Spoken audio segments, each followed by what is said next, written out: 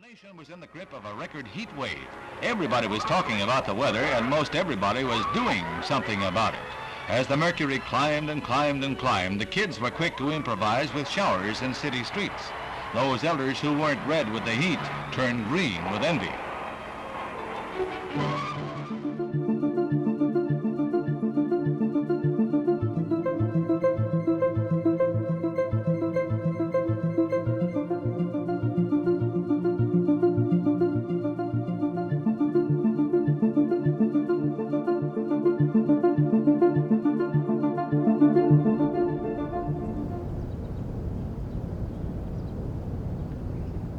It's pretty bad.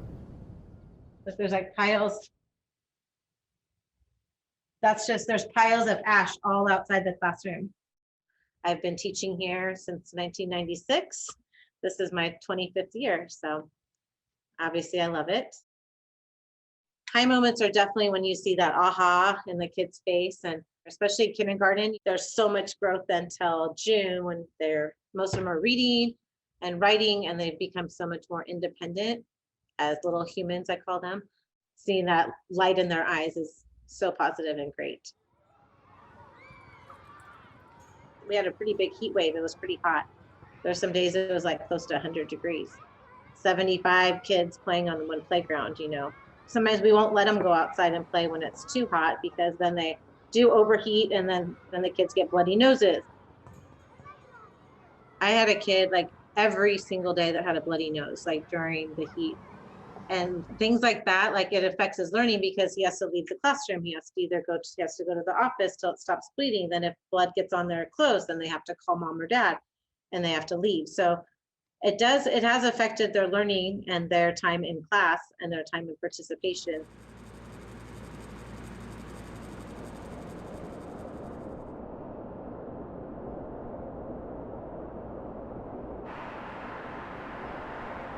Here in Southern California, we will see prolonged summer seasons, hotter, drier weather, a greater percentage of days over 95 degrees Fahrenheit.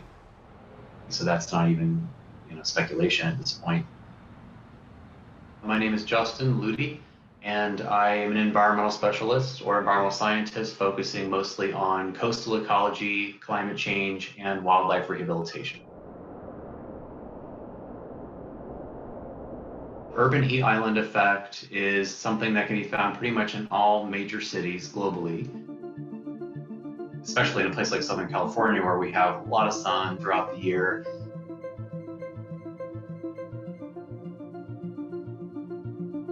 These are urban areas that retain heat. And that's typically because of roof structures being blacktop or tiles, dark tiles.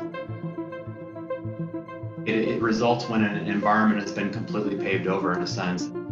These areas tend to have demographics that reflect communities of color and communities of lower socioeconomic status.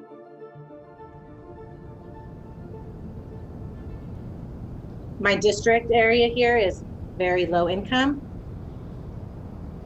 Years ago, there was a proposition for the money to go for air conditioning for the schools.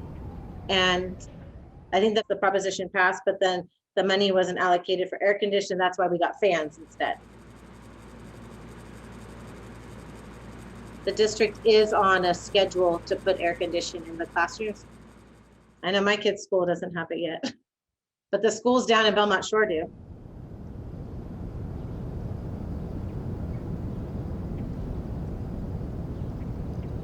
We've also asked for more shade structures that we still don't have outside. And we definitely advocate for them not to take out our trees. There's been some times they've wanted to take out trees. Sometimes they never give us a reason why, which is really sad, Oh, they're just causing too much mess, which they do sometimes, but it's not a reason to take away a tree. Without tree cover and without plant cover, there's less moisture in the air because, of course, plants give off moisture, which keeps temperatures down. But without green space and park space, those areas become disproportionately hotter. After recess and after lunch, I would have water bottles if they wanted me to spray their face because it was so hot outside. I would spray them and then have them put their heads down, and we'd read a story or listen to some quiet music just to kind of like calm down and hopefully not fall asleep. But believe me, there's kids that fall asleep from the heat.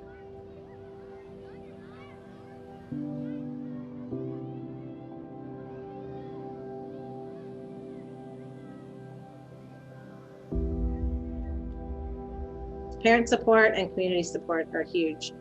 If the community board members even would come and set one foot in my classroom, we'd feel a lot more valued. There's only so much I can do.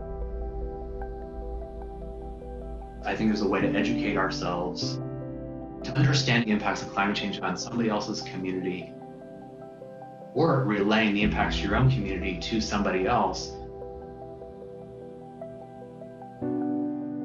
I always encourage volunteer work to understand somebody else's lifestyle, somebody else's life right here in their own community. And a place like the Los Angeles region, Long Beach region is a perfect place to do that.